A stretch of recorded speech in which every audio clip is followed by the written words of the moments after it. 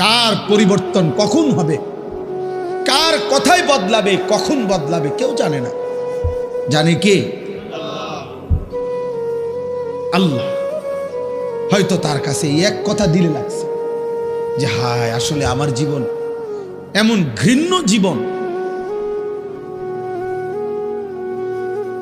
ফুজাইল ইবনে ইয়াজ রাহমাতুল্লাহ আলাই, রাত্রি গভীরে উনি বড় ডাকাত সর্দার ছিলেন। তো গভীর রাতে উনি ডাকাতি করতে গেছেন। রাশিয়া সামারকান্দের বড় ডাকাত, পৃথিবীর একজন বড় বিখ্যাত ডাকাত সর্দার ছিল তিনি। তো রাত্রিবেলা যখন গভীর রাতে এক বাড়িতে ডাকাতি করতে ঢুকছে আল্লাহর কুদরতে, দরজার সামনে গিয়ে যখন দাঁড়াইছে তখন শুনতেছিল বাড়িওয়ালা ওই সময় আল্লাহর কোরআন পড়তেছে। আমার কাছে আরবি কিতাব আছে, কিতাবে লিখছে আজ-জুহাদু মিআতুন, ওই কিতাব। তো এটা বাংলা অনুবাদ হয়েছে দুনিয়া বিমুখ শতমনীষী, অসাধারণ কিতাব। তো রাহনুমা প্রকাশনী। তাই উনি দরজায় দাঁড়াইয়া শুনতেছে যে বাড়িওয়ালা ভিতর থেকে ওই ঘরের বুড়া মিয়া আল্লাহর কোরআন পড়তেছে। আলাম ইয়ানি লিল্লাযীনা আমানু আন তাখশা কুলুবুহুম লিযিকরিল্লাহ।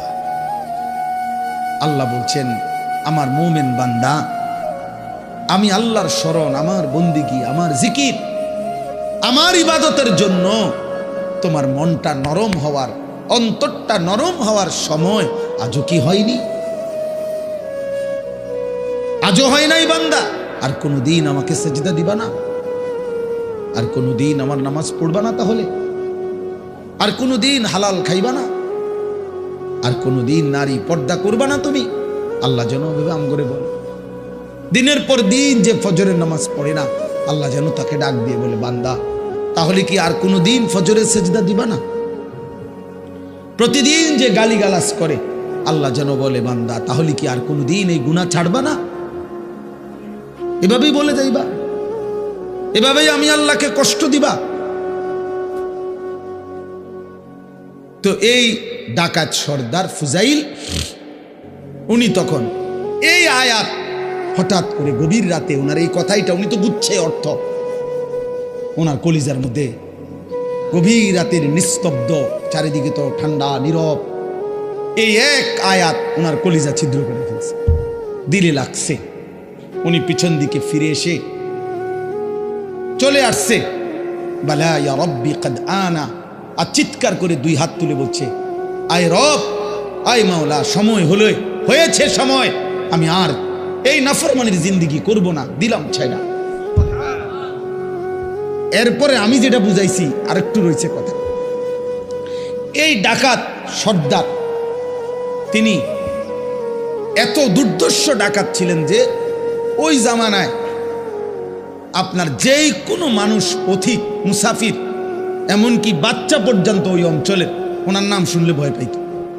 তো কিতাবে লিখছে যে মায়েরা তাদের বাচ্চাদেরকে দুষ্টামি করলে, গুম যাইতে না চাইলে ভয় লাগানোর জন্য বলতো এই ফুজাইল রে ডাকি, তো বাচ্চা কাঁপতে শুরু করত, মানে তাহলে বাচ্চা সোজা হয়ে যেত, চুপ হয়ে যেত, এমন ভয় পাইতো তাকে, বাচ্চারা পর্যন্ত ভয় পাইতো তার নাম শুনে। তখন তিনি চিন্তা করছে ওই ঠিক ওই সময় রাত্রে উনি পিছনের দিকে আইসা কোথায় যাবে এই মুহূর্তে, তো আল্লাহর কাছে এক ফোঁটা চোখের পানি ফেলতে ওনার মন চাইছে, তওবা করবে, মাফ চাইবে, আজকেই গুনাহ ছেড়ে দিবে। ছেড়ে তো দিলই, ডাকাতি করে না।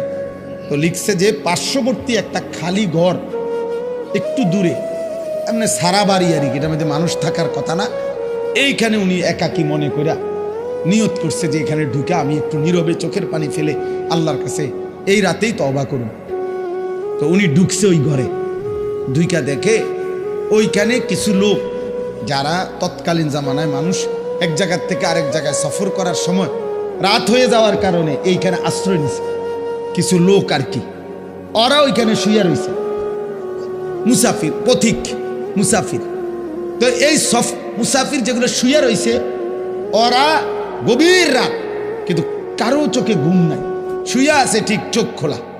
তো তখন উনি ঢুকেই শুনতেছে, ওরা বলতেছে এই সাবধান, ঘুমায়ও না কেউ, ফুজাইল যদি টের পায় তাইলে কিন্তু সব লুণ্ঠন করে ফেলবে, সব ছিন্ন ভিন্ন করে ফেলবে, সব কিছু ছিনিয়ে নেবে, কাজে কেউ ঘুমায়ও না, সতর্ক, কোনোভাবেই রাতটা পার করে এখান থেকে পার হইতে হবে।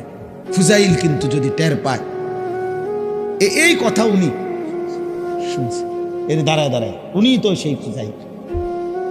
এই তখন কিতাবে লিখছে, উনি এইবার এমন কান্দা কানছে, কাইদা বলছে মাওলা আমি বুঝি এমন নিকৃষ্ট হইলাম যে বাচ্চা পর্যন্ত আমারে ভয় পায়, এমনকি পথিক মুসাফির ভিন দেশি পর্যন্ত আমার নামে কাঁপে, আমি কি পরিমাণ মানুষের কষ্ট দিলাম। তখন উনি নিয়ত করে বলছে আল্লাহ আমি আর এই জমিনেই থাকবো না, এই মাটিতেই, আমি এই দেশেই আর থাকবো না। তখন উনি তওবা করে সরাসরি হিজরত করে আল্লাহর ঘর মক্কায় চলে আসছে, আর বাকি হায়াত কাবার পাশেই উনি জীবন কাটিয়েছে। এরপরে উনি হইছেন সাইয়্যিদুল আউলিয়া, আউলিয়াদের সর্দার।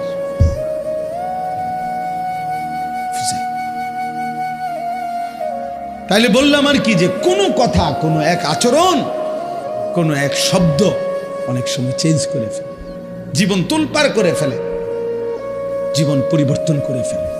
আল্লাহ তোমাদেরকেও বদলে দিক। তোমরা যারা কিশোর ছেলে, নওজোয়ান ছেলে, দোস্ত, তোমার জীবনের কদর করা উচিত। তোমার কথা কেউ মনে করবে না, তুমি নষ্ট হয়ে গেলে ধীরে ধীরে তোমার জীবন, তোমার চরিত্র, তোমার আখলাক, তোমার লজ্জাস্থান, তোমার শরীর, তোমার কোমর, তোমার যৌবন তুমি শেষ করে দিলে, খোদার কসম কেউ মনে করবে না। এই যে মেয়েরা ঘুরছে তোমার সামনে সামনে, যে নর্তকীরা তোমারে দেখাইছে শরীর, যে অসভ্য মোবাইলের বেহায়া নারী তোমারে শরীর দেখাইছে, তোমার জীবন শেষ করে দিছে, ওই হাইওয়ান নারী জীবনেও কোনোদিন তোমার খবর নেবে। আল্লাহ তাআলা বলতেছেন যে আমি তোমরা যাদেরকে অর্থবিত্ত, সহায় সম্পদ, টাকা পয়সা, ধন দৌলত দুনিয়াতে দিয়ে যাচ্ছি, তোমরা এটা ভেবো না। আল্লাহ বলে নাফরমান মনে মনে ভাবতেছে আল্লাহ তাও আমার উপরে রাজি, নইলে আমার এটি দেখা, আমার এদিকে কি সুন্দরে ভাত তরকারি খাওয়া, এত চুরি করি, আমার দিকে কোনো অসুবিধা হয় না, বুঝেন না কথাটা? আমি এত সিটারি করি, আমার দিকে কোনো অসুবিধা, কত সর্দিও হয় না, কত ভালো মানুষ দিয়ে দেখি আজ 10 বছর বিস্তার করে রয়েছে, লড়েও লড়তেও পারে না, আমরা কি কারবারটা কি? আবু লাহাব মক্কার কাফের, নাম শুনছেন না আপনার?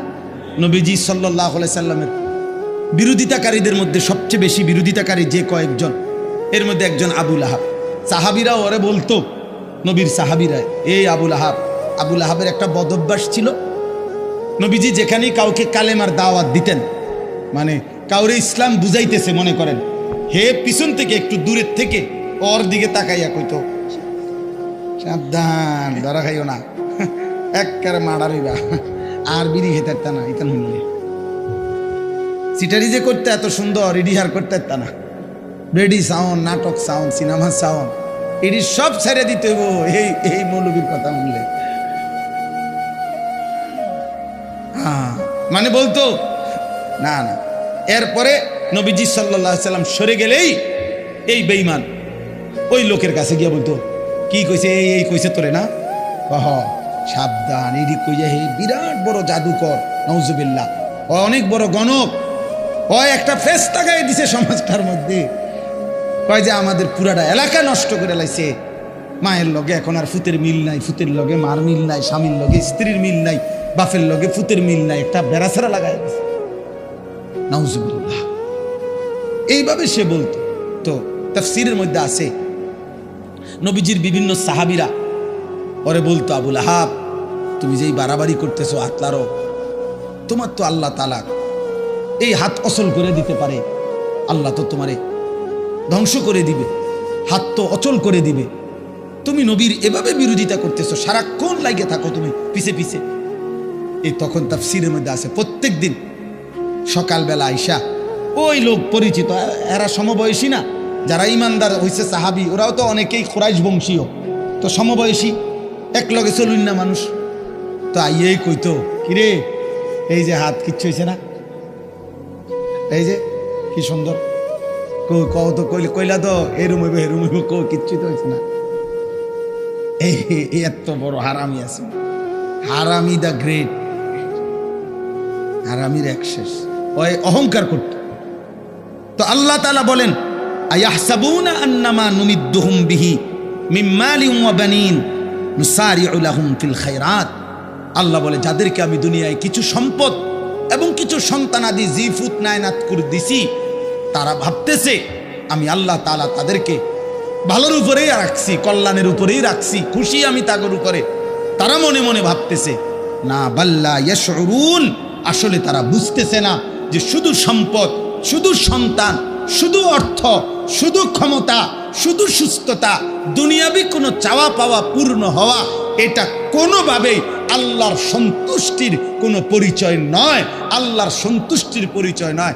বাঘের, সিংহের, গরুর, ছাগলের কোনোদিন সর্দিও হয় না, কাশিও হয় না, ব্যায়ামও হয় না, পেটে ব্যথাও হয় না, ডায়াবেটিসও নাই, গ্যাস্ট্রিকও নাই, কিচ্ছু নাই। তাহলে তো আল্লাহ তাআলা সবচেয়ে বেশি সন্তুষ্ট জানোয়ারের উপর, নাকি?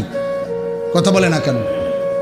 তাহলে এইটা নেই, পেটে অসুখ, মাথা ব্যথা নাই, ভাত খাইতে আসি, ঘুম যাইতে আসি, এটাই যদি প্রমাণ করে আল্লাহ সন্তুষ্টি, তাহলে তো জন্তু জানোয়ারের এগুলো আরো বেশি পূরণ হচ্ছে।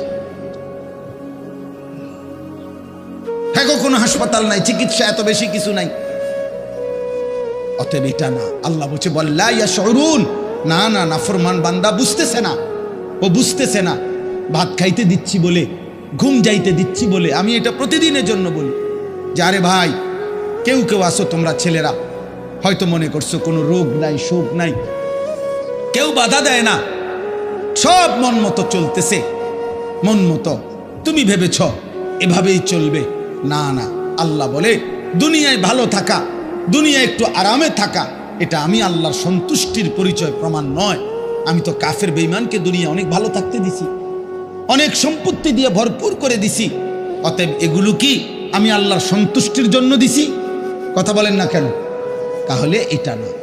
দাওয়াত গত বছরও দিনাজপুরে হুসাইন ভাই খুলনা তো, হ্যাঁ, দাওয়াত দিয়ে সারছি, শুনছে 20 মিনিট কথা বলার পরে ওরা 3 ছেলে আমার বলতে, হুজুর আমরা তো হিন্দু, কিন্তু আমার কথা পুরো শুনছে, হ্যাঁ, মনোযোগ দিয়ে শুনছে।